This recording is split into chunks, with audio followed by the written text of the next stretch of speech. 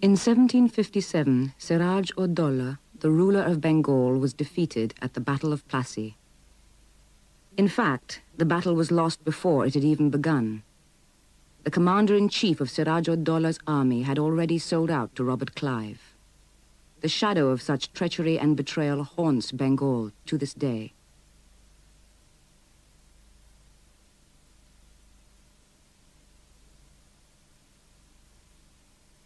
British traders were attracted to Bengal from the beginning of the 17th century onwards, because Bengal's fine cotton muslins were highly prized in the markets of the West. By the middle of the 18th century, the British East India Company saw no alternative to military action to protect their trading interests. The defeat of Siraj-ud-Dowlah in 1757 marked a turning point in Anglo-Indian relations. A century later, the British controlled most of the Indian subcontinent. The prolific Bengali textile industry was crushed. Bengal was turned into a marketplace for British-produced textiles and a source of raw materials for the Industrial Revolution in Britain. Besides cotton, there was jute. By the beginning of this century, East Bengal was producing most of the world's jute. Sacks and ropes made from jute were used all over the world. Under British rule, jute processing factories were set up, but only in West Bengal, especially around Calcutta. East Bengal, with hardly any industry, remained an agricultural backwater. By the time the British left, East Bengal, or for that matter Bengal, had become an importing country rather than an exporting country. And agriculture was poor. And East Bengal itself was cut off from Calcutta. Calcutta was the headquarters, and the landlords used to live in Calcutta. So East Bengal was the hinterland. And in this hinterland, the majority of the population were Muslims, whereas West Bengal was predominantly Hindu. Most of the landlords throughout Bengal were Hindus and owned nearly 3/4 of the land in East Bengal. There was hardly a Muslim middle class at all. As the independence movement gathered momentum, there arose a demand for a separate homeland for Muslims. This movement was led mainly by non-Bengali Muslims, but found great support in East Bengal, a crucial factor in the creation of Pakistan, which in 1947 united East Bengal into one country with the Muslim majority areas of western India 1,000 miles away. The overwhelming majority of the Muslims here were Muslim peasantry, and they saw the establishment of Pakistan as economic emancipation for themselves, the establishment of democracy which would enable them as the majority to achieve political and economic justice, freedom from the exploitation of landlordism. When Pakistan was created, most of the Hindu landlords in East Pakistan fled to Calcutta. The land passed into the hands of Bengali Muslims, but real power eluded their grasp. Some economic and industrial development followed, as jute mills were finally built in the world's foremost jute-producing region. But the owners were all non-Bengali. This meant that precious foreign exchange earned through the sale of jute was invested in West Pakistan, where central government was based, rather than in East Pakistan. In fact, East Pakistanis soon came to realize that they were being ruled by a West Pakistani bureaucracy and army. And this manifested itself in a very gross way in denying Bengali the status of a state language. Bengalis were 56% of the population of Pakistan, and yet the central leadership and the central government sought to impose Urdu as the only state language of Pakistan. Mr. Jinnah, উর্দুকে পাকিস্তানের রাষ্ট্রভাষা করে এটাকে চাপিয়ে দেওয়ার যেটা চেষ্টা করেছিলেন, তার মূল উদ্দেশ্য ছিল যে বাঙালি যদি আলাদা জাতিসত্তা নিয়ে একটা আলাদা রাষ্ট্রে রূপান্তরিত হয়, তাহলে এই রিজিয়নে শুধু পাকিস্তানের মধ্যে নয়, বাঙালি সবাইকে ডমিনেট করবে। অতএব যাতে করে এই জাতিসত্তার বিকাশ না ঘটতে পারে, সেই উদ্দেশ্যটা ছিল ভাষার উপর আক্রমণ করে বাঙালিকে চাপিয়ে দেওয়া এবং দমিয়ে দেওয়া। এই উদ্দেশ্যেই মিস্টার জিন্নাহ উর্দুকে রাষ্ট্রভাষা হিসেবে চাপিয়ে দিতে চেয়েছিলেন। And they manipulated the economic system such that the resources got transferred from East Pakistan to West Pakistan through trade, international trade, and also the resources received through aid were mostly invested in West Pakistan.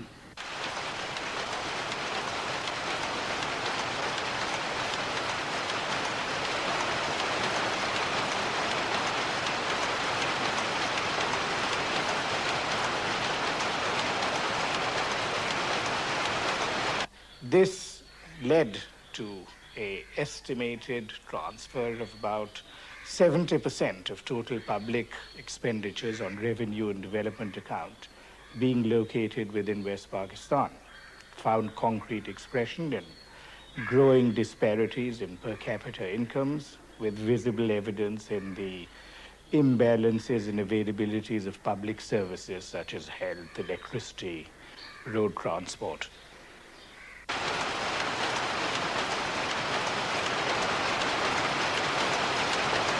By the end of the 60s, most of the industries were in the hands of West Pakistanis.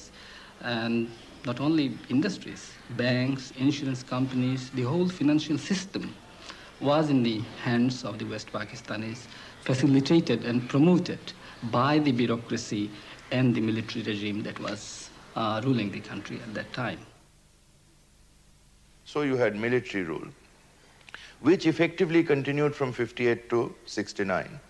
And it was really those 10 years that the systematic denial of the rights of the Bengalis fueled Bengali nationalism. Because what was an assault on the language in 52 progressively became a denial of the legitimate rights of the Bengalis to participation in national government. If there was a parliament, they would have had majority of Bengalis would be there. আসলে তখনই পূর্ব পাকিস্তান ছাত্রলীগ যেটা ছিলেন, সে ছাত্রলীগ বুঝতে পারে যে তাদেরকে আর স্বাধীন রাষ্ট্র হিসাবে আত্মপ্রতিষ্ঠা ছাড়া পাকিস্তান রাষ্ট্রের মধ্যে তাদের পক্ষে বাঁচা সম্ভব নয়। তাই 62 সালে ছাত্রলীগের মধ্যে গোপনে স্বাধীন বাংলা প্রতিষ্ঠার জন্য একটা নিউক্লিয়াস গড়ে ওঠে। Sheikh Mujibur Rahman had by 1964 become the leader of the East Pakistani Party, the Awami League. One of its main functions was to express the dissatisfaction that East Pakistanis by now felt about their underrepresentation in the political and economic life of Pakistan. And you know, whole of central government administration is in West Pakistan. Capital, central administration, military installations, everything West Pakistan. Though East Pakistan, a 56% population, is still they are not getting any right in the central administration, economic field, and other fields. Naturally, East Pakistan people want that they should get this self-determination and this full regional autonomy. Only for defense, foreign affairs, and currency should be in the hands of central government, or the residuary power should go to the regions. Now, when the leaders from Pakistan got together, Sheikh Mujib made the point, and that is the origins of the 6-point demand, that yes, we want democracy, but we also want regional autonomy. We want democracy, but we want it within a federal framework where there will be a substantial measure of regional autonomy. And 6 points was really the detailing out of a new federal scheme. Mujib's political campaigns landed him in prison on numerous occasions. এই 6 দফা মূলত ছিল স্বায়ত্তশাসনের দাবি, autonomy যাকে বলে। ছাত্র যুব সমাজ এবং নিউক্লিয়াসের পক্ষে দাবি ছিল, স্লোগান ছিল যে 6 দফা না হয় 1 দফা, যদি স্বায়ত্তশাসন না হয় তাহলে স্বাধীনতা। Dissatisfaction with the military regime was not confined to East Pakistan. By 1969, as Field Marshal Ayub Khan was celebrating his so-called decade of development, there were massive public protests. The scale of the uprising in both East and Western wings was such that he had little alternative but to stand down. Ayub would not hand over power to the people.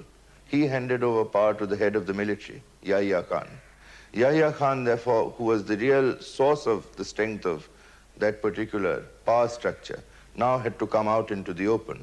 But having had to take power in the face of a strong and roused populace, he had to concede to important popular demands. One of those was for a national election.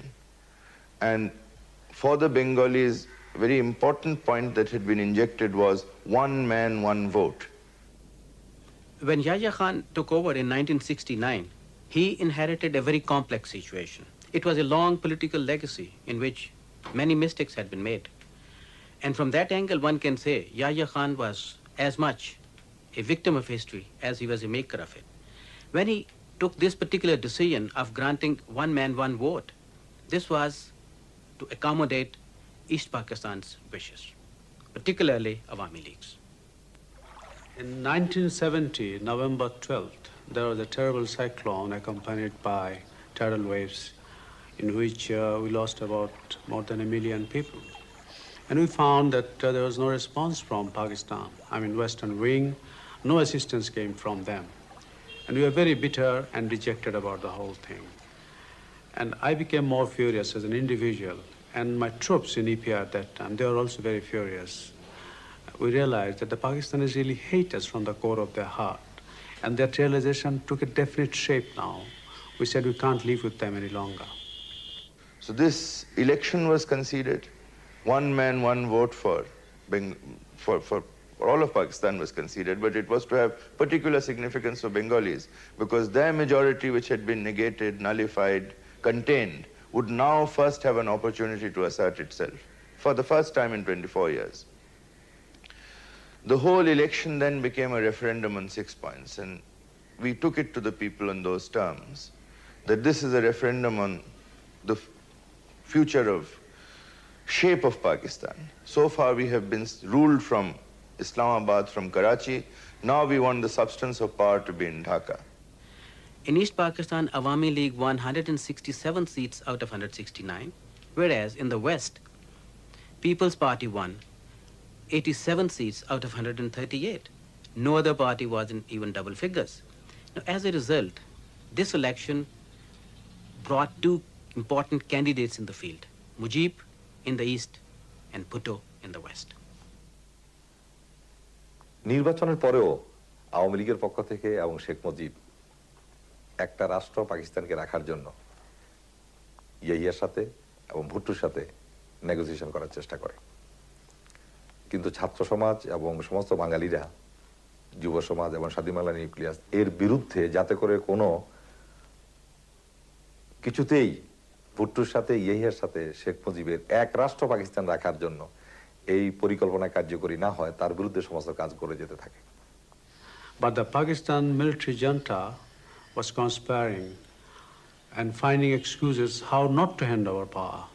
So Bhutto started issuing threats and making statements that there cannot be a government formed without his consent, although he was not the majority.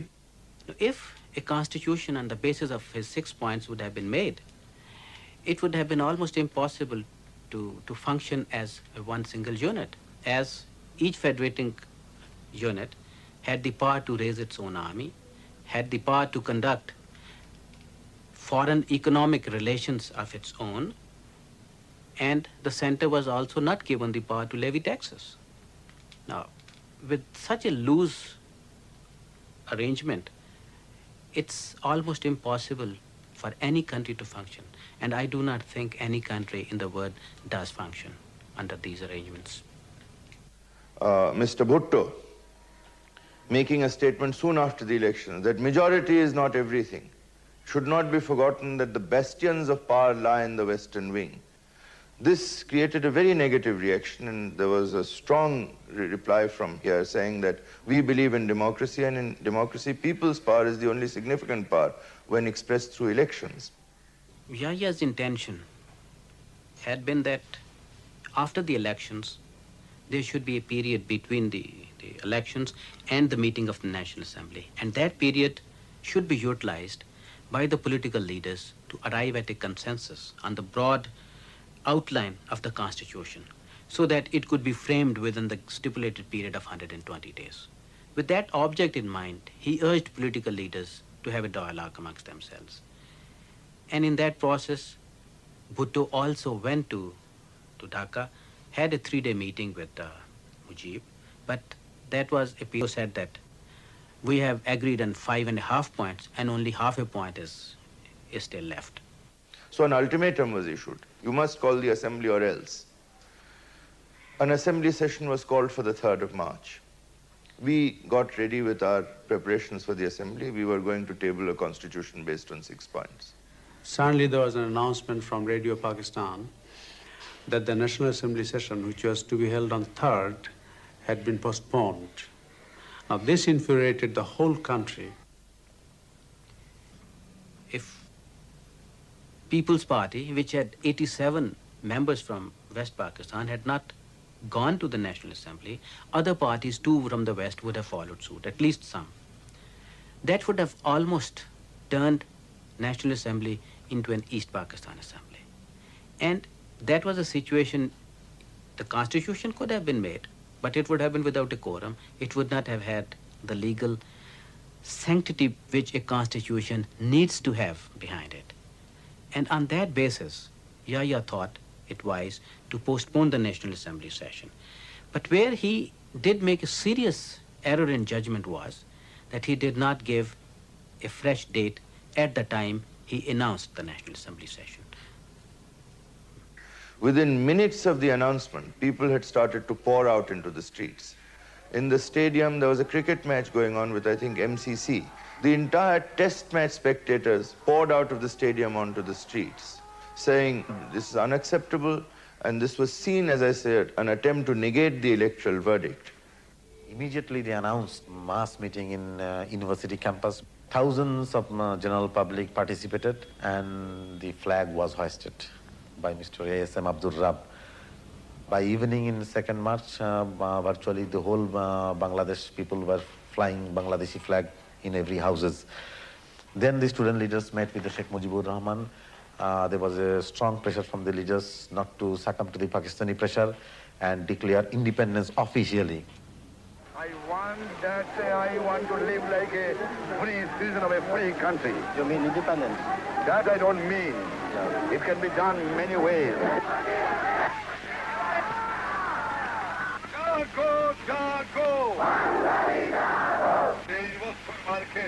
মার্কেটে প্রস্তুত হয় আপনারা প্রস্তুত হয়ে থাকেন খোদা হাফেজ জয় Bangla Sheikh Mujibur Rahman issued statement that there will be demonstrations throughout the country till 6th, which will be followed by a mass rally in Soradurdan. At that time it was known as the race course on March 7.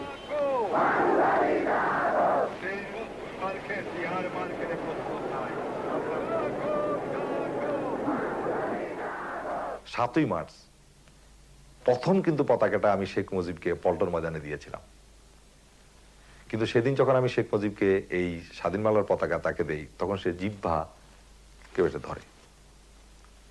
তিনি আমাকে বলেন এটা অনেক বেশি advance, it is too early.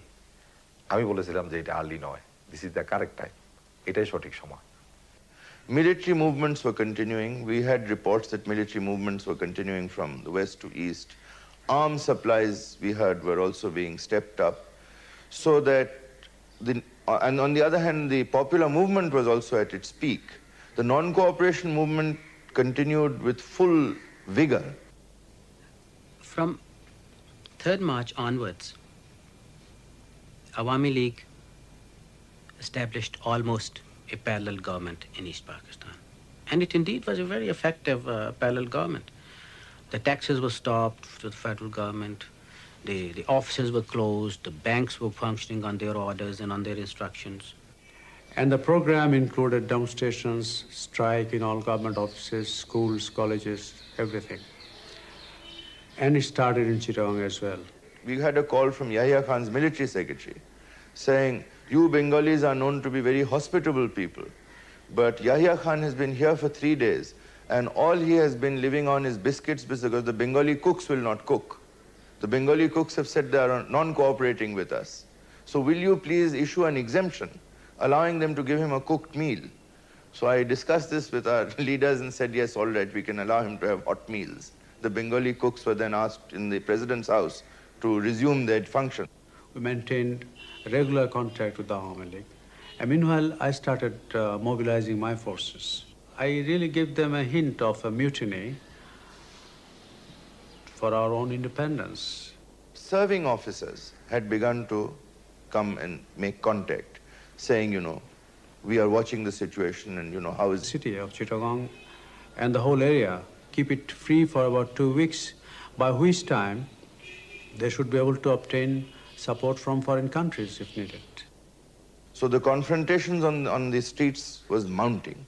The military on the one side against the roused people on the other. In Dhaka, as I say, supplies were being stopped into the cantonments. In Rangpur, there had been actual face-to-face confrontations between military and people. In Chittagong, where arms were being brought in on a ship called Swat. And at that time, you know, the political explosion had already taken place. There was movement throughout the country. And the people did not want that ship to be unloaded because we realized that arms and ammunition from that ship will be used against our own people. When they tried to unload it, 100,000 port workers just blocked 2 miles of the road from the ship into the city. And there were hundreds of thousands of people blocking the streets. Military were taking positions. And it was a question whether the military would really take on 100,000 people. The Pakistanis killed a large number of Bengali dock laborers and demonstrators in the port areas. And I realized that this is the time to strike. On 24th night, March 24, I passed on the orders. There are 2 code messages on which the EPR soldiers had to act, mostly the soldiers who are in the border outpost. The messages were sent and they had acted upon, in which they had neutralized all hostile forces, mainly the non-Bengali troops in EPR. And by that action, myself and my troops who had acted on it had sealed our own fate and our destiny for the future. So either we act to the next 24 hours for a decisive battle, or we are arrested by the Pakistanis and court-martialed and probably shot. There is just no other way.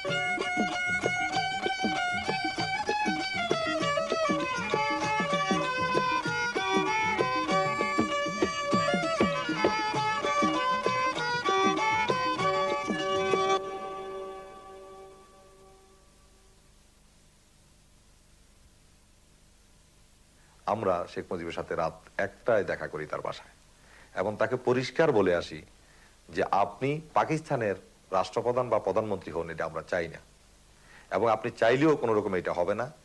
আপনার মৃত লাশের উপরেই আপনার আওয়ামী লীগের লোকেরা বিশ্বাসঘাতকতা করে পাকিস্তানিদের সাথে আঘাত করবে। অতএব আপনাকে স্বাধীন বাংলার রাষ্ট্রপ্রধান বা প্রধানমন্ত্রী হতে হবে। আপনি ইয়াহিয়ার সাথে যাই পূর্বে আলাপ করে থাকুন, তার সাথে দেখা করে বলুন যে যুব সমাজ, ছাত্র সমাজ, বাঙালিরা এটা মানবে না, অতএব আমার পক্ষে এটা করা সম্ভব নয়। তাই 24শে মার্চ অনির্ধারিতভাবে মুজিব ইয়াহিয়ার সাথে দেখা করে এবং তিনি যখন গণভবনে যান দেখা করতে, তখন আমি তার গাড়িতে স্বাধীন বাংলার পতাকাটা জোর করে লাগিয়ে দেই, যদিও ওনার ইচ্ছার বিরুদ্ধে। এবং সেদিন তিনি সর্বশেষ বলে আসেন যে পশ্চিম পাকিস্তান থেকে বাঙালি যে সেনাবাহিনী আছে তাদের বাংলাদেশে পাঠিয়ে দিতে হবে, 2টা কারেন্সি করতে হবে, আলাদা স্টেট ব্যাংক করতে হবে, এমন কিছু দাবি উনি উত্থাপন করেন যেগুলি করলে আসলে পাকিস্তান এক পাকিস্তান থাকে না। At that time, the situation in East Pakistan was that it was completely being run by Awami League. Yahya was staying, so to say, de facto guest of Bangladesh government. You cannot let a country run like that. He was tolerating it so that there is an understanding which will be reached between him and Mujib, and the events will take their normal course. The peace will return to it. Once agreement was not there, there was no option. He had to restore authority of the government. Nixon and Kissinger had a great deal of sympathy for Yahya Khan because he was the first Pakistani leader to hold free elections, and therefore they felt that Sheikh Mujib should meet him at least halfway. Moreover, I don't think that they expected him to resort to a campaign of terror in East Pakistan. I think they expected that he would take sharp, quick military action, and that would be sufficient, as had been in the past, to put down riots in East Pakistan. The first target was the Dhaka University students' hostels because, again, students had been in the militant vanguard. Students, fortunately, most of them by then had scattered. Teachers, unfortunately, had not been so quick to move. They started to go into teachers' houses, pulling out teachers, lining them up and shooting them down.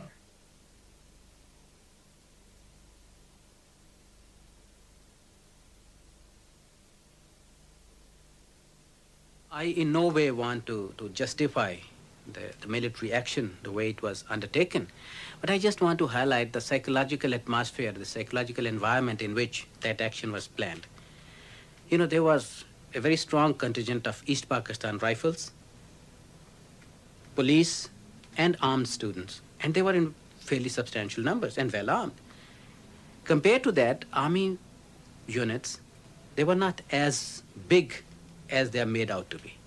And they were operating from one basic assumption that in case they fail, they will all be killed to a man. And then the tanks sought vengeance on the people because all these densely populated localities where poor people live, they use fire throwers. They just put them to the torch. You know, we saw the whole sky was red, aflame, and you could hear this heavy shelling and mortar, and you know, the whole city seemed to be as if, you know, there was a declaration of war. As a result of this systematic campaign of terror, millions of East Pakistanis took refuge in India. Sheikh Mujib was arrested and flown to jail in West Pakistan. Those Awami Leaguers who had managed to escape the initial onslaught fled across the border into India. In April 1971, under the leadership of Prime Minister Tajuddin, they established a government in exile with Indian help. The Soviet Union gave limited support to the Bangladeshi cause. The US stood by their old ally, Pakistan. The United States did not feel that it could do much to stop Yahya Khan from trying to suppress the uprising in East Pakistan because its aid program was small and Yahya was trying to prevent the dissolution of his country, something no leader willingly presides over. Once the army went into action, Yahya and his associates were really trapped. They had committed themselves to this course of action, and only superior military force would be likely to have prevented them from continuing it. One of the first and most pressing tasks of the government in exile was to organize the Bengali remnants of the Pakistani army. Major Rafiqul Islam and many like him led a guerrilla war during the long summer months of 1971. The government in exile was heavily dependent on the Indian government and applied pressure to them to invade in their support, to bring the war to a swift conclusion. In this, they were opposed by the radical student leaders who had also established a parallel guerrilla army with Indian government support. They wanted a war of national liberation to establish a socialist Bangladesh. The response of the Pakistani military regime was to pursue a vigorous campaign of terror, murder, and rape. It is estimated that nearly 3 million people lost their lives. News of these atrocities reached the outside world and sparked off massive public protest and international condemnation of the Pakistani regime, which, however, continued to receive public support from the US government. I think when we speak about the position of the U.S. government, we have to recognize what we're really speaking about is the policy of Richard Nixon and Henry Kissinger, because they were controlling U.S. policy at the time. There was a lot of criticism of the policy in the United States press, in the United States Congress, and even within the executive department. One reason for Kissinger-Nixon policy on this issue became known in the middle of July when it was announced that Pakistan had facilitated Kissinger's secret trip to China. Knowledgeable observers probably recognized that Pakistan had done more than provide an airplane and a takeoff point, that they had probed Chinese intentions, conveyed messages back and forth. And so Nixon and Kissinger felt some obligation to Yahya Khan for his role in helping the American rapprochement toward China come into being. There were by now an estimated 10 million refugees on Indian soil. Pressure was mounting for the Indian government to do something. Mrs. Gandhi later stated that the Indo-Soviet treaty that was signed in the summer of 1971 had been under negotiation for over a year, although its final form may have reflected Indian perceptions that a U.S.-Chinese Pakistani axis was taking place. It may have also been due to Mrs. Gandhi's belief that even with Indian assistance, the guerrillas in East Pakistan would not be able to win out over the army, and that therefore India had to prepare for military action because it could not hope to absorb the millions of Hindu refugees that were being driven out of East Pakistan. On the 3rd of December 1971, the Indian army invaded East Pakistan. It rapidly became obvious that the Pakistani army would be defeated. On the 15th of December, in a final cynical gesture, a Pakistani army death squad rounded up a number of prominent Dhaka intellectuals and summarily executed them. Well, the surrender of the Pakistan forces on the 16th of December was a great victory of the people against military power. And the thing that for 24 years had been the dominant motif, you might say, of national life in Pakistan, the military against the people. This was a decisive victory, or we had thought was a decisive victory, of people's power against the military. On the 8th of January 1972, Mujib was released from his Pakistani prison. He arrived in Dhaka via London on the 10th. During his period of confinement, Mujib had been denied any access to news or information of the outside world. Mujib was ignorant of the war and its effects on the people and the country. All the various political parties, paramilitary groupings and student leaders who had contributed and participated in the civil war proposed that Mujib form a government of national unity. Therefore, when Mujib opted for an Awami League government with himself as head of state, this immediately led to the formation of an angry and vocal opposition led by former student leaders. Mujibur Rahman, who was a friend of mine, a great friend. Of course, he had little education, and none of us had the experience of conducting the affairs of an independent state. You must remember this point. None of us had the experience of conducting the affairs of an independent state, because for the first time we became independent with all these problems. The Bangladesh that Sheikh Mujib inherited faced immense problems. 9 months of war had brought not only death and destruction, but also the displacement of a very large section of the population. The biggest problem was rural poverty. 9 months of war had produced near anarchy in the countryside. Landlords organized private armies to consolidate and protect their property. Millions of displaced and landless people were looking for somewhere, anywhere, to grow enough food to survive. আমরা যখন সেখানে ছিলাম তখন তারা যাই গেলে এই শহরে নতুন শহর দেখছে শহরে গেলে তোমরা জমিন পাইবে এই হিসাবে মা বোন বৌজি ছেলেবেলে নিয়ে আইলাম আবার পরে ধরেন অনেক কষ্ট ক্লাস করছি করবার পরে হচ্ছে ধরেন কিছু জমিনে শ্বাস করতেছি ধান হইতেছে ধান হইবার পরিপক্ষে তারা হিসেবে দিয়ে খা যখন ধানের সিজন আসে তারা হিসেবে দিয়ে খা ধান আমরা অর্ধেক ভাগ করে দেবো আমরা এসব কিছু না করে নতুন শহরে যাই ধান শ্বাস করবা তোমরা ধান হইবে এখন আমরা কি করি না দিতে হবে না দিলে তো আসারও থাকতে দিবে না Physical force was not the only means used to steal from the poor.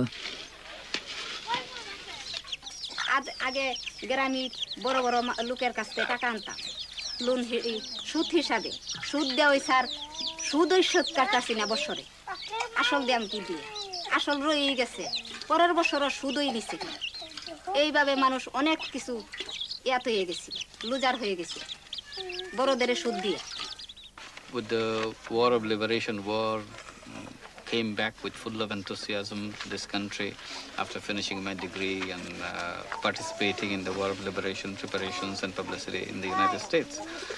So we thought we'll build the whole country anew. It's a great country that we were to build ourselves. So joined Chittagong University, and the years passed by. We saw how the situation slipped through the control of the administration. So just walked out of the campus and started talking to people, particularly poor people. And there I came across a woman who worked for the whole day making bamboo stool. And for that work, she earned only 50 paisa, 1/2 of a taka. I couldn't believe that one can work for the whole day and earn such a small money. The reason she was making 50 paisa was she didn't have enough money to buy the bamboo and the cane she needed to make the bamboo stool. So the trader advanced her this little money, and the trader paid the price what he wanted. So I wanted to find out how many other people did that. So I came up with a list of 42 such people in the whole village. And the total amount they needed, all 42 of them, was hardly $30. So I was ashamed of myself being part of a society which could not provide $30 to 42 able-bodied, skillful people. After liberation, my father wanted to fulfill his dream. And that was the main thing for the economic emancipation of the poor people of Bangladesh. And we had our 4 principles, that is nationalism, democracy, socialism, and secularism. And it was his commitment to the people, and he wanted to fulfill that. The basic questions of the ownership of land, of other assets, and also of decentralization of political control were not taken into consideration. And therefore, I would say, even after 2-3 years, from that day on, the difficulties with establishment of socialism in this country started. In fact, we seem to be having a society which was headed by a criminal organization. You know, briefly, I'd say, like, for example, if mafia was running America. He has allowed everyone to become corrupt. And he did not take any action against anybody, any of his party members, who has done such a crime which is inhuman and intolerable by anybody. Sheikh Mujibur Rahman could not deal with the political movement in a democratic way. He felt jittery about the whole situation. He was virtually controlling the public, but he could not face the criticism, accept the opposition. তখন তিনি তার বিরুদ্ধে রক্ষী বাহিনী গড়ে তুললেন। তার অর্থ রেগুলার ফোর্সের বিরুদ্ধে আরেকটা রেগুলার ফোর্স, প্যারালাল আর্মি, যাতে করে এই আর্মিকে তিনি মার্সিনারি আর্মি হিসাবে ব্যবহার করে আর রক্ষী বাহিনীকে দিয়ে উনি উনার রাষ্ট্র ক্ষমতা টিকিয়ে রাখা দলের শাসন কায়েম করার চেষ্টা করলেন। He decided to crush the movement by state apparatus and physical force. So Rakhi Bahini was launched. The Awami League cadres were armed, and the opposition political movement were harassed, offices burned down, arrested, killed. But it's one thing to hear, another thing to be ordered personally, you know, that you have to eliminate. If you left Pakistan Army because of that, because you're not prepared to obey such orders, I don't see why I should obey orders of any Bangladeshi. It doesn't make any difference whether he's a Bangladeshi or a Pakistani or anybody. Tells me to eliminate a citizen. There is supposed to be a rule of law, a rule of justice. 74 had been a particularly difficult year. That was the year we had a terrible famine, and one which again was very unscrupulously exploited from outside as part of Kissinger's food diplomacy, where the food shipments which were due in August, September, to ward off the famine which we saw coming. We saw it coming because in July there were very sudden floods which had destroyed over 1 million tons of food. There was a scare that the crop would fail in that year, and the newspapers reported that. And the traders and others who had food grain, they didn't release it, they hoarded it. And an artificial situation, because of that scare, was created. Another factor contributed, and that was the US aid food supply that was coming to Bangladesh in response to Bangladesh not accepting their demand about not selling jute sacks to Cuba. They diverted that sheep, and prices became so high in 1974 when the government came out saying that there was no shortage of food. That was not believed by the traders and others who had food grain. and they kept on hoarding the food that they had, and we had this famine. This was artificially created in a way.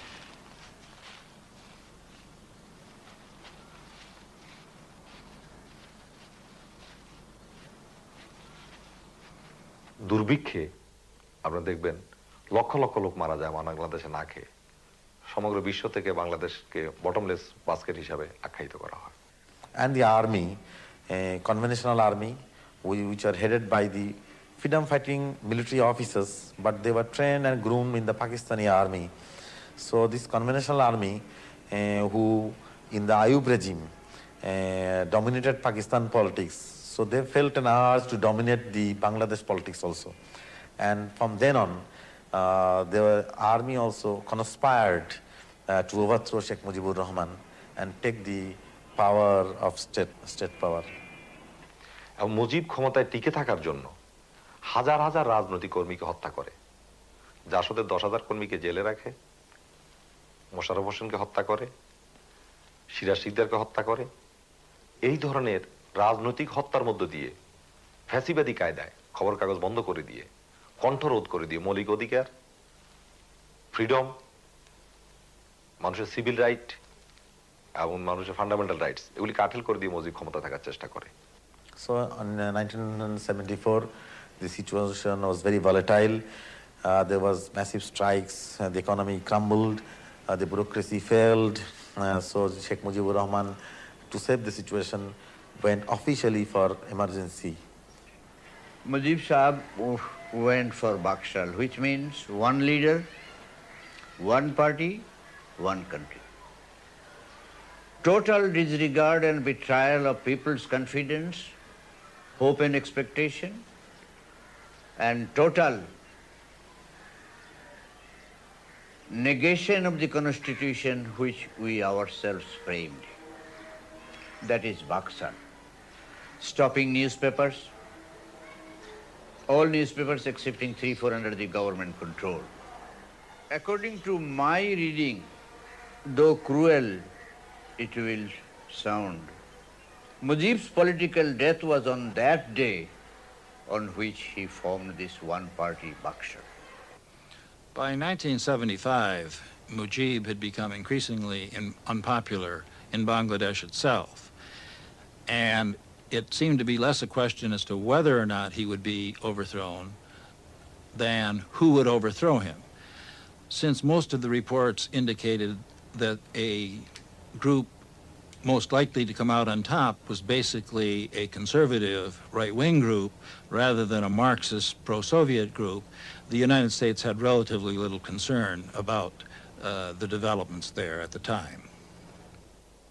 The first obvious choice was General Zia, because at least he was not tarnished.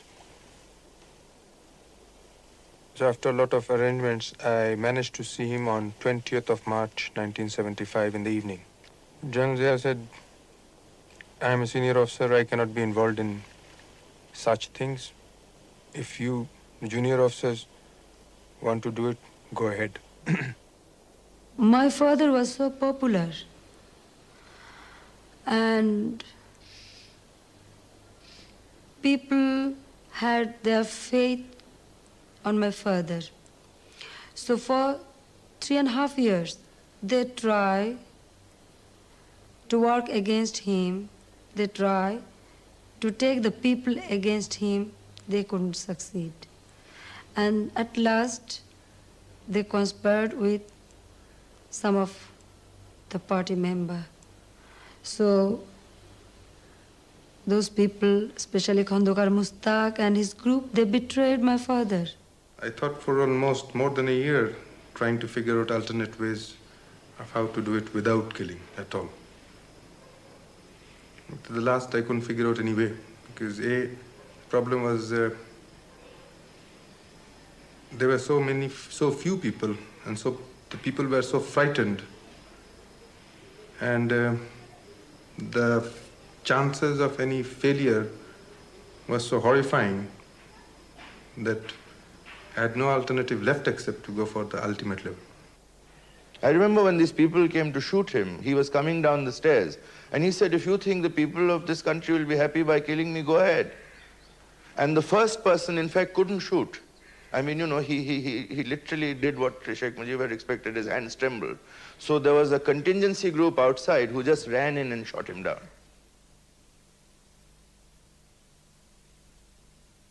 Sheikh Mujib rose to power as a champion of East Bengali nationalism. Even while in jail in West Pakistan, 1,000 miles away, during the Liberation War, he remained an inspiration to tens of millions of his countrymen. When he returned in 1972 from jail in Pakistan, he had the whole population behind him. 3 years later, when he and most of his family were gunned down in cold blood, there was hardly a murmur of protest.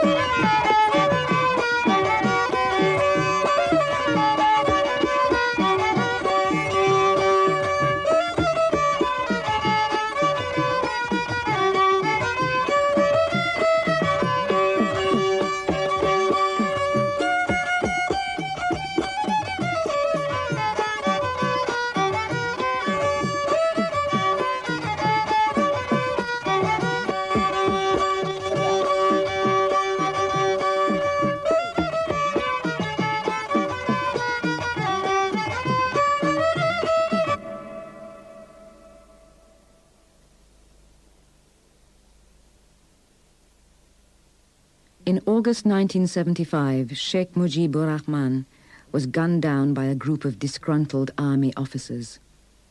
But the roots of treachery and betrayal had spread far and wide. In 15th August, actually a few handful of army officers killed Sheikh Mujibur Rahman, but they did not take over. The important thing in the killing of Sheikh Mujibur Rahman was that he was brutally killed, but the takeover was done by another important Awami League leader, Mr. Khandakar Mustaq Ahmed, who was a minister in the Awami League regime. Colonel Rashid, you and Colonel Farouk made Mr. Mushtaq president after Mujib's death. Did you bring him into the plot before that? Yes, I had the first contact with him around the first week of August. And subsequently, I met him on 13th as well as on 14th. Around 1980, some journalists made charges that U.S. officials in Bangladesh had not only known that a coup was going to take place, but had actually been involved in it. Congressman Solars looked into these accusations when he contacted the State Department. State Department officials readily admitted that they knew that such a coup was in the planning stage, stated that they had informed Sheikh Mujib about this, but denied that either the State Department or any other U.S. agency had been involved in plotting the coup. The issue was raised again by journalists in 1981 or early 1982. I took another look at the situation then. It was not possible for the House Foreign Affairs Committee to get access to CIA documents, and the House Intelligence Committee, to whom Solars had written in 1980, had decided that there was not enough evidence to warrant a full-scale investigation. So there was nothing more that we could do at a time when we were, of course, dealing with a great many other issues all the way from Afghanistan to North Korea. I am a pro-American, I'm a Democrat. Whomsoever is a Democrat is pro-American. Mushtaq imprisoned the prominent left-wingers of his own party in Dhaka Central Jail. On the 2nd of November 1975, less than 3 months later, this man, Colonel Khalid Musharraf, led another group of military officers in an attempt to seize power. On the night of the 2nd of November, 4 prominent members of the Awami League were killed in prison. It is alleged that the orders for their murder came from Khandahar Mushtaq himself. Khandakar Mostak ক্ষমতা আসার পরে 4 জন নেতাকে ঢাকা কেন্দ্রীয় কারাগারে কেন হত্যা করা হয়েছে?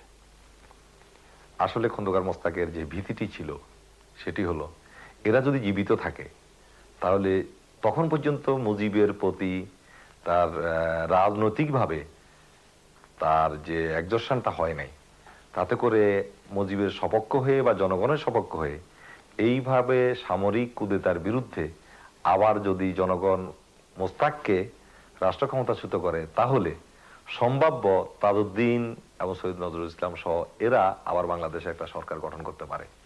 অতএব মোস্তাক চেয়েছিলেন যে তার পরবর্তীতে যাতে করে আরেকটা সরকার গঠন করার মতো কোনো জাতীয় নেতৃত্ব বাংলাদেশে না থাকে, সেই জন্য তাদেরকে হত্যা করা হয়েছিল বলে আমার ধারণা।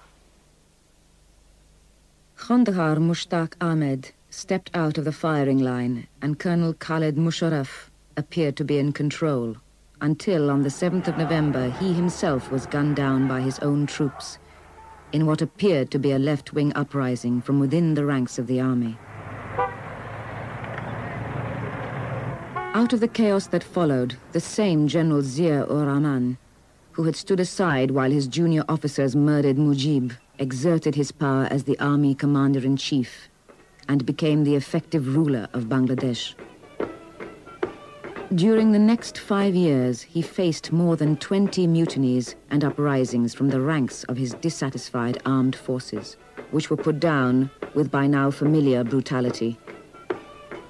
Amnesty International and other reports claim nearly 1,000 of his own troops and officers were executed. On the 30th of May 1981, General Zia was himself gunned down by fellow officers. The events surrounding the killing of General Zia-ur-Rahman remain confused. Many of the most senior officers involved were themselves killed shortly after they had surrendered to the authorities.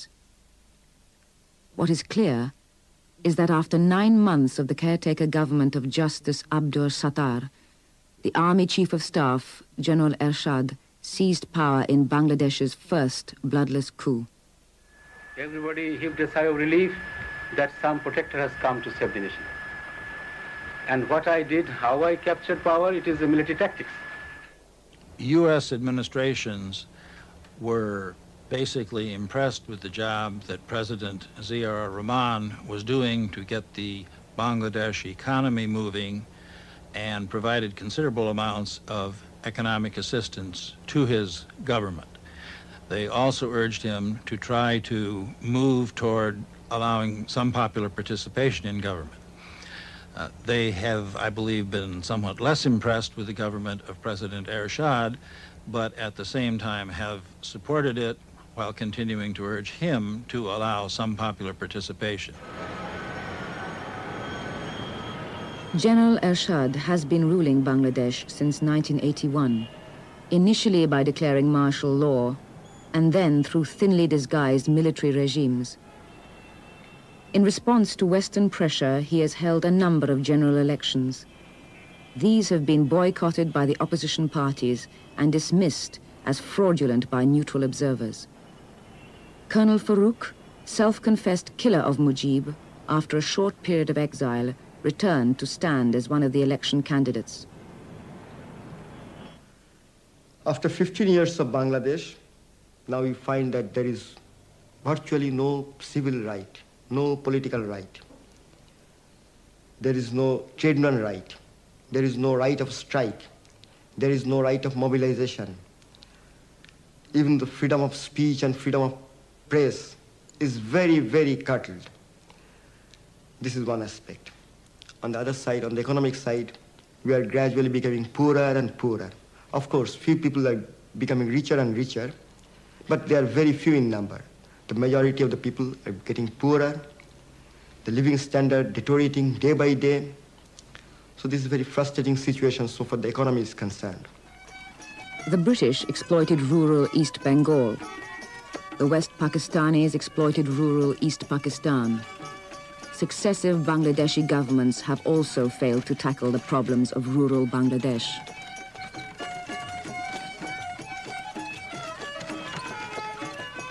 I think on the Ethiopia is below Bangladesh according to latest World Bank statistics in terms of per capita income. The per capita income is only US $130. That conceals the fact that the distribution is highly skewed. And over 80% have income which is below the poverty level. The second piece of statistics I'd like to cite is the infant mortality rate, which is 120 per 1,000 live births. And in the developed countries, it is about 10. So that statistics itself is an indication of the level of poverty.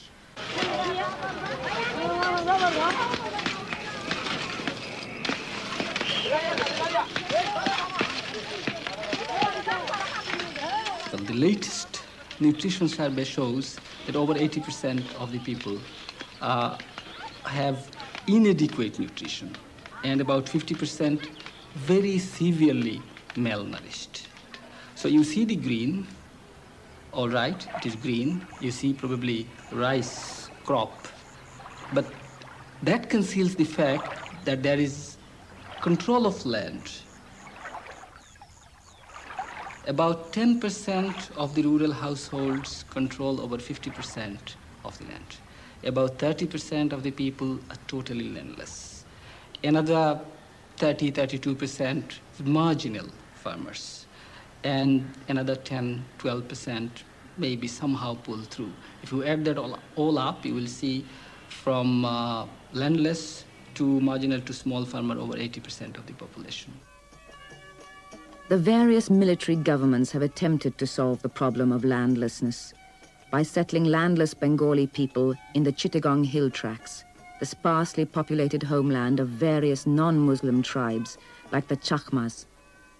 30 তারিখ এবং April মের 1 তারিখ সিধু আমাদেরকে বহু গ্রামকে গ্রাম কিনারে জালে দেও যে এবং কয়েক শত মানুষরে ব্রাশ গড়ি ধরে মারে ফেলা হয়ে এবং বুদ্ধ মন্দির এবং আমার ভিক্ষু তারার উপর অমানসিকভাবে মানে নির্যাতন করা হয়ে এবং এগো ভিক্ষু জাগাত কিনারে তারা গুলি গুলি মারে ফেলে জন্দই আমার সমস্ত বুদ্ধ মন্দির যা আগে সমস্ত কিছুই তারা জালে ঘুরে কিনারে সাই করে দেওয়া তো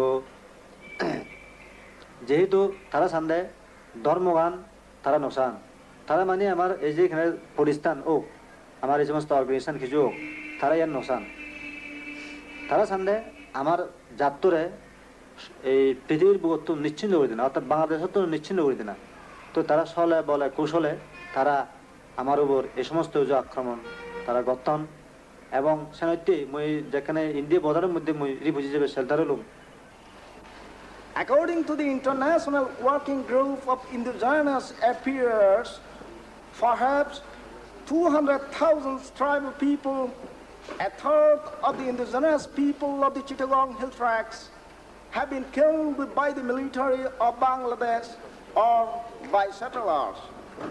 250,000 settlers, landless Bengalis from the plains, have taken over much of the agricultural land in the hill tracts, particularly in the north.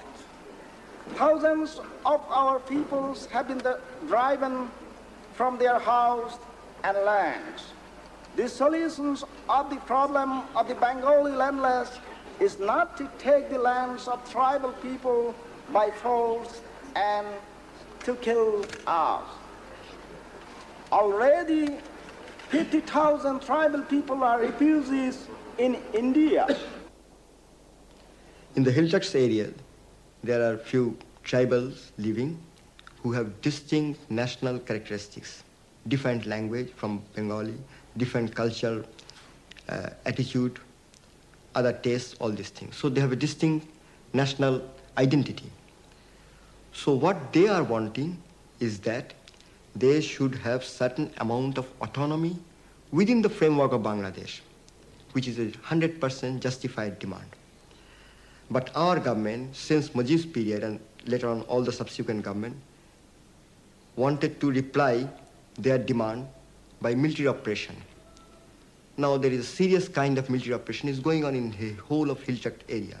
There are so many cantonments in the whole of Hilchak area. And unfortunately, what Pakistan Army did to us in 1971, we are probably doing almost the same thing to them in the Hilchak area now in 87. Recently, as a result of international pressure, the government of Bangladesh has announced a halt to its settlement program in the Chittagong Hill Tracts. There are, however, still 25,000 tribal refugees in India who are afraid to return.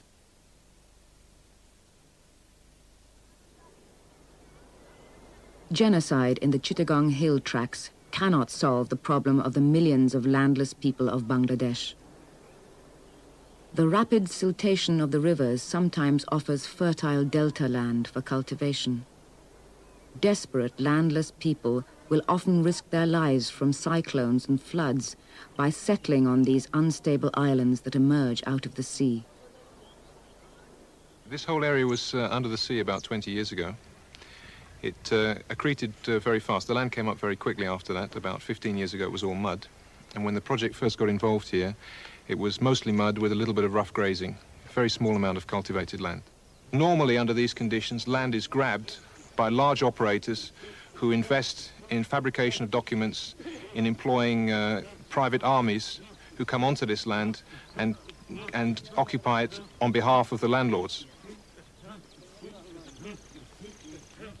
লাঠি ছোটা sell সুবলি রাখসা এভাবে লাইটেল বিভিন্ন দেশ থেকে লাইটেল নিয়ে আমাদের ওইখানে আঙুরে সরে থাকতে দেয় না সর থেকে তাকাই দেয় গদ দুয়ার কাটি বহুত ঘর আঙু হুইয়ে লিছি একে কাতারে 17-18 ঘর আঙু হুইয়ে লিছি তারপর ছেলে একটা মারিয়ে লিছি একটা ছেলে মারিয়ে লিছে গরিবের নিয়ে গেছে কত নারী নির্যাতন হয়েছি তাকে লোক আমরা কোনো শক্তি হারি না গরিব আর কে সেকেন্ড করলে হুরুস দি ধমকি দিলে আমরা হলাই যাই উঠি দেয় ওইখানে বদলা দিই এখান থেকে হরিবারও বিভিন্ন হরিবারও লিয়ে গেছে নিচের কোলের ছেলে লাঠি দিয়ে বাড়ি দিই কোলে মেরে ফেলেছি হারাবার পরে দিই আমরা এটারও কোনো বিচার হয়নি কিন্তু এইগুলো করবার পরে এই আমরা নিজেরা করিতে জয়েন হই ধরেন তারা অন্য বিভিন্ন অফিসার আনি আঙুরে ধরেন হিসে দিই বাজনে নিজেরা করি কর্মীরা হিসে বাজনে আমরা আজ পর্যন্ত ধরেন একতাবদ্ধ ব্যাগ হয়েছি সংগঠন করছি করি আমরা এই এন্টার সর 800 পরিবার আমরা সংগঠন হয়েছি In the face of government neglect, numerous voluntary bodies called non-government organizations have sprung up in Bangladesh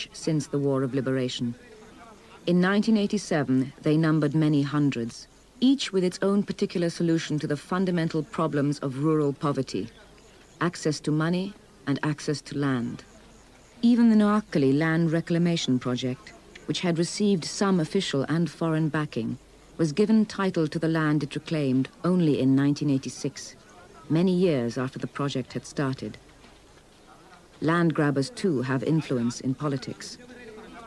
Now, the elements which have contributed to this scheme have been the Bangladesh Water Development Board, which constructed the polder, designed and built it, with assistance from the Dutch government, technical assistance. It was financed by the Dutch government. A very important element was organisation of the landless people, which was done by a local non-government organisation called Nijirakori. We have in this project about 30 societies, a total of about 900 families, each family having 2 acre cultivable land and some area for homestead, drainage, general facilities, community center, etc. The salient feature is that the societies, they cultivate the land collectively and nobody owns a particular field, but everybody is a shareholder of all the lands of the society. আমরা বিধবা মহিলারা 10 জন ওই 10 বোন একত্র হই আমরা সম্মতি করছি সম্মতি করি আমরা অভাবে তারপরে দি কারো স্বামী দাইছে কারো স্বামী মরে গেছে যাইয়ার হরে আমরা অনগা আঙ্গর হাসা কল জমিন দিছে আর আমরা শ্বাস করছি ও ধান হানো আমরা ব্যাগ লইছি নিজেরা শুকাইছি নিজেরা ব্যাগ লাইন করছি মরিচ কদ্দুর করছি কাঁচ ধান কদ্দুর করছি হরে কদ্দুর করছি তারা আইনটা তাল্লা যেদিন দেয় আরে বেশা করানোর আশা আছে Many millions of Bangladeshis will never have access to land without fundamental changes in government policy. In an effort to provide the rural poor access to credit at a reasonable rate of interest, Dr. Yunus found his own unique solution. Commercial banks refused to lend money to those without assets. In 1983, we became a bank called Grameen Bank. 75% of this bank is owned by the borrowers, the poor, landless borrowers of this bank. And at this moment, we have nearly 300 branches. And we give loans only to landless people, men and women. Today, we give loans to 230,000 men and women, landless men and women. Very, very poor person. সংসারে আমার আগে কোনো আয় উন্নতি ছিল না bank ঢোকার পরে আমার এই আয় উন্নতি হয়েছে এখন ভাত খাইতে পারি ছেলে দুই ছেলে কৃষি কাজ করে স্বামী অসুস্থ আগে তে গৃহস্থী কাজ করতে পারে না এখন কোনো কাগজপত্র লেখা দিলে হ্যাঁ বইয়া লিখতে টেকতে পারে এই দিয়ে সংসার চালাইছি আমি বারাটারা বানি Smallest amount that we lent out so far is about $1, 30 taka. And the maximum amount that we give to one individual is 5,000 taka. And the average amount of loan that goes out is about $60. The poor people are the ones who pay you back. But still, they are the people who never receive any loan from a commercial bank. This is not only true for Bangladesh, this is anywhere in the whole world. Dr. Yunus's Grameen Bank benefits 230,000 people, which happens to be the number of Bangladeshis born each month. The Noakhali Land Reclamation Project benefits 1,000 families. Many other such non-governmental organizations each devised their own way to help the poor. But the population of Bangladesh is about 100 million and growing at a staggering rate. It is estimated that it will reach 200 million in the early years of the next century. This in a country the size of England and Wales.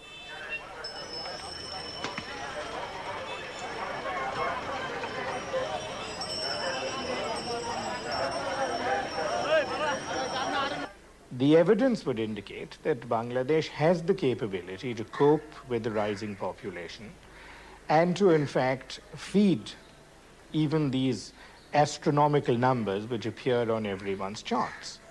An FAO study indicates that in the year 2000, if Bangladesh, in fact, exploits the various technological possibilities which exist with its agriculture and can provide the necessary supporting services, and it might be added, if you can carry out the social engineering which gives access to land and earning opportunities to the bulk of the population, it is reckoned that you could support as many as 12 people per hectare, which is one of the highest rates of support capacities of any agrarian system in the world.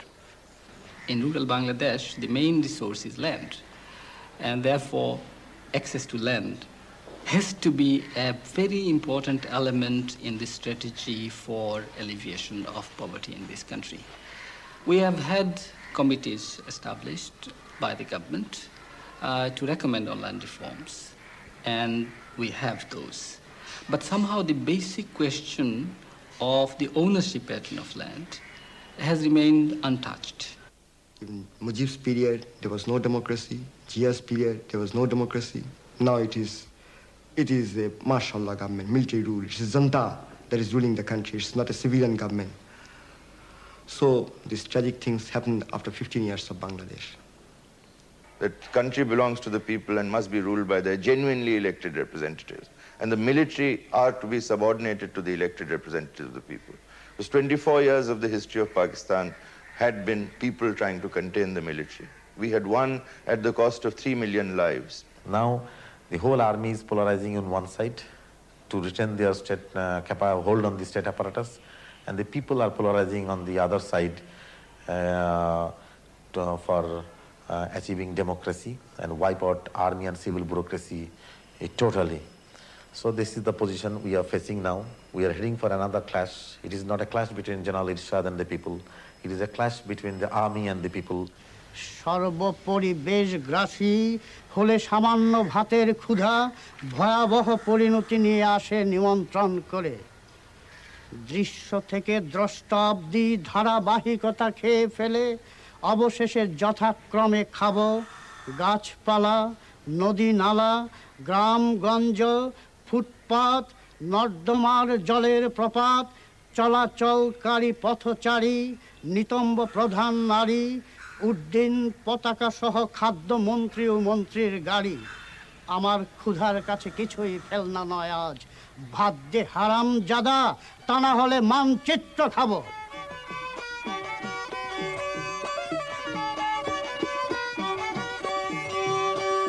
লাইনে লাইনে গাড়ি চলে, দিনে তিনার কয়লা দিলে, শুধু করে আগুন ভিতরে, তার মাঝে আছে বয়লার।